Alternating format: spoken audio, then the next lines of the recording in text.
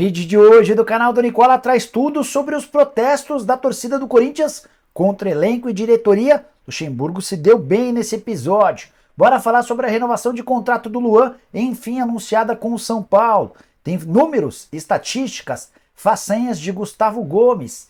Preciso atualizar vocês sobre o Cruzeiro, o mais novo líder do Campeonato Brasileiro, em momento bem legal. Para completar as últimas do mercado, bastidores, finanças e muito mais, antes deixa eu só me apresentar, Jorge Nicola, jornalista esportivo, e o objetivo por aqui é deixar você por dentro de tudo que está rolando com o seu clube do coração para não perder nada, só apertar o botão vermelho de inscreva-se, combinado? Sem perder tempo, só contar que todo esse conteúdo é um oferecimento de 1xBet. Tô colocando na tela para vocês os jogos que ainda restam dessa rodada do Campeonato Brasileiro. Logo mais às 9 da noite tem Fluminense e Vasco, eu vou de Flu. América e Cuiabá, meu palpite de América. Bahia e Curitiba vai dar Bahia. Atlético Paranaense e Flamengo, jogão, empate. São Paulo e Internacional, acho que o São Paulo vence ou pode dar empate. Já em Botafogo e Atlético Mineiro eu vou de empate. Goiás e Palmeiras, vitória do Palmeiras. Tem também Grêmio e Red Bull Bragantino, vou colocar minha vitória no Grêmio. Meus palpites para ajudar vocês, agora é só pegar o link que está no comentário fixo, faça seu cadastro na 1xBet e não se esqueça de usar o código Nicola para ter até 100% de bônus no valor do seu depósito. Combinado? Bora começar o vídeo com o tradicional giro de notícias. A primeira é uma vitória pessoal do Luxemburgo, que assim que chegou ao Corinthians disse que não liberaria o meio atacante Pedro para jogar o Mundial Sub-20 pela seleção brasileira. Faltava a confirmação da CBF, a CBF relutou, tentou convencer o Corinthians a liberar o atleta e nesse sábado surgiu a confirmação. Pedro está desconvocado do Mundial. Vai ter bastante espaço nesse Corinthians muito mais jovem, com vários atletas da base sendo utilizados. Quero falar sobre o outro Pedro, esse do Flamengo, centroavante, o vice-artilheiro do futebol brasileiro, na atual temporada virou desfalque pro confronto do Fla contra o Atlético Paranaense nesse domingo. Pedro sentiu um entorse no tornozelo esquerdo e nem viaja para Curitiba, assim como o Davi Luiz, ou seja, o Flamengo terá 2 desfalques importantes para um jogo decisivo, um jogo pesado contra o Furacão. Bora falar também sobre Guto Ferreira, que tem tudo para ser o novo comandante do Avaí. Guto, que era treinador do Goiás, foi recentemente demitido, deve ocupar a vaga que até outro dia pertencia a Alex Cabeção, ex-treinador do São Paulo, com passagens como jogador pelo Cruzeiro, pelo Palmeiras, entre outros clubes. A saideira do giro de notícias, o Urawa Reds, time do Japão, acaba de se sagrar campeão da Champions Asiática. Ele venceu na grande decisão o Al Hilal, time saudita que tem Cuellar e Michael e que prometia para a próxima temporada reforços de peso, entre eles Lionel Messi. Com o título da Champions, o Urawa Reds está garantido no próximo Mundial de Clubes, o Al Hilal ficou fora.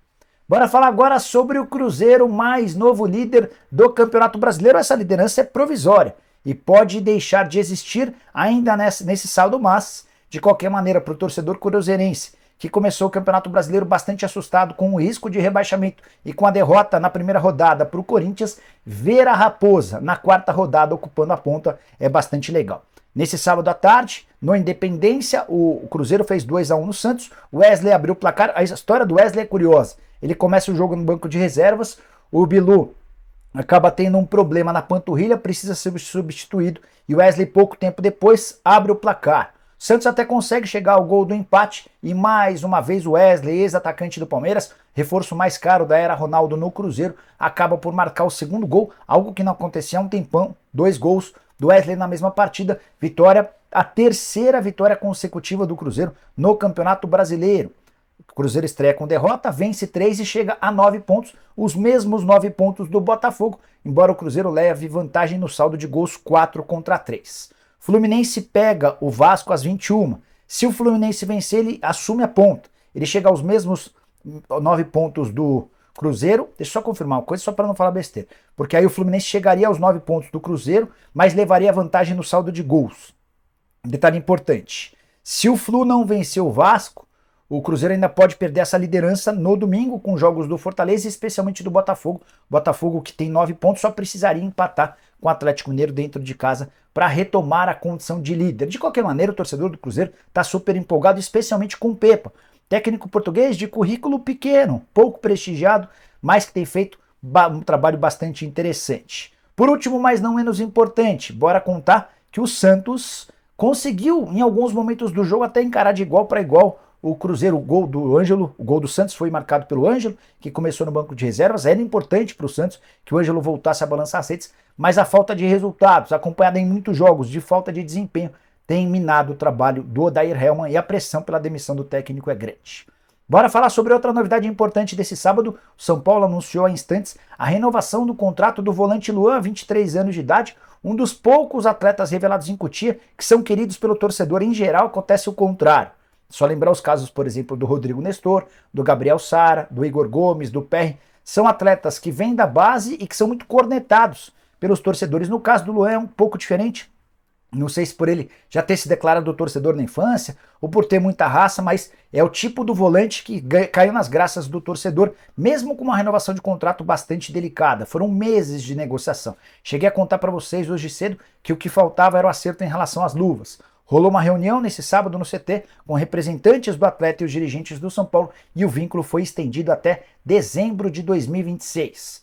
Perguntei para uma fonte minha no São Paulo se é verdade que ele vai ganhar na casa dos 500 mil. A resposta, muito menos. A renovação se deu dentro do parâmetro de valorização dos nossos atletas de Cotia, que mudam de patamar e já tem um período considerável no elenco principal, fecha aspas. Hora de falar sobre o Corinthians e o sábado bastante agitado. Várias torcidas organizadas do Timão estiveram no CT do Parque Ecológico pela manhã para protestar.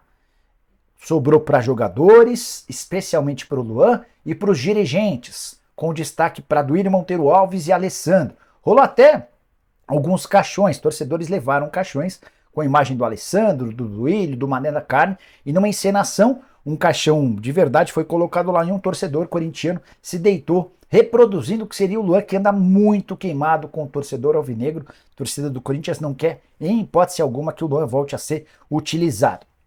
O protesto ia acontecendo do lado de fora, muita polícia, o Corinthians também contratou seguranças particulares para impedir qualquer invasão, até que, em determinado momento, o Vanderlei Luxemburgo tomou a decisão de ir lá para fora para conversar com os torcedores. E foi super aplaudido pela galera. O clima, inclusive, mudou. O clima que era de muita cobrança, de xingamentos, enfim, acabou mudando radicalmente. O Luxa conversou com os líderes das principais organizadas e ouviu que esses membros das organizadas darão 10 jogos de período para que o Corinthians possa se recuperar. É o tempo que o Luxemburgo vai ter para conseguir colocar a casa em ordem. Se não, os protestos vão aumentar em intensidade e também na pressão.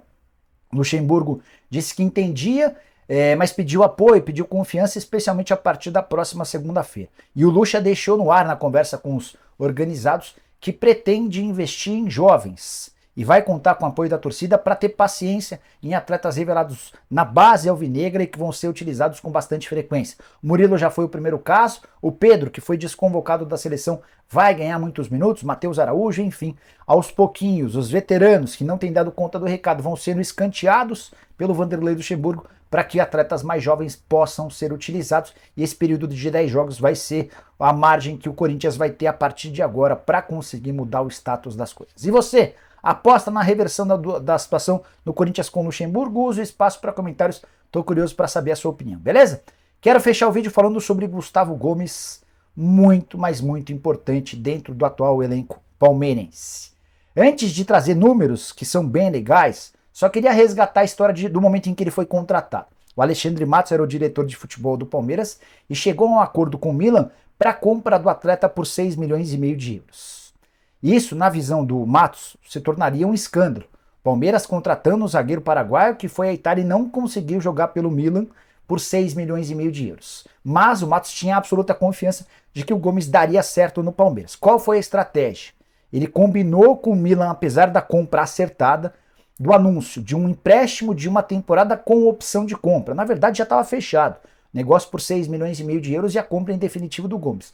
Mas o anúncio por parte do Palmeiras se deu dessa maneira, de que ele chegaria por empréstimo por um valor bem menor do que esses 6,5 milhões de euros. Para a sorte do Matos, que escapou de uma enorme confusão, o Gomes foi muito bem nesse primeiro ano, e aí os 6,5 milhões de euros não foram considerados pelo torcedor um valor alto. E aqui que entram as estatísticas interessantes de uma conta chamada Análise Verdão. Eles trouxeram alguns números que chamam de fato a atenção. O Gustavo Gomes é o primeiro com mais vitórias no clube entre todos os estrangeiros. Ninguém entre os gringos que já jogaram na história alviverde ganhou tantas partidas quanto o Gomes. Ele também é o primeiro capitão com mais títulos pelo clube. Nenhum outro cara que usou a tarja de capitão em todo o período do Palmeiras conseguiu levantar tantas taças. Ainda é o terceiro zagueiro com mais gols pelo clube, outro número gigante. O quinto que mais venceu nesse século, o nono com mais jogos no século e o nono zagueiro que mais venceu pelo clube. Vou até completar com mais uma que não estava na lista. Com o gol marcado na vitória contra o Barcelona, em Guayaquil, na última quarta-feira, já são 31 gols. E ele entrou para o seleto ranking dos 10 maiores artilheiros estrangeiros da história do Palmeiras, ao lado de Hernan Barcos, que era centroavante, ainda é centroavante, ainda joga, e também de Munhoz, atacante colombiano de lado de campo.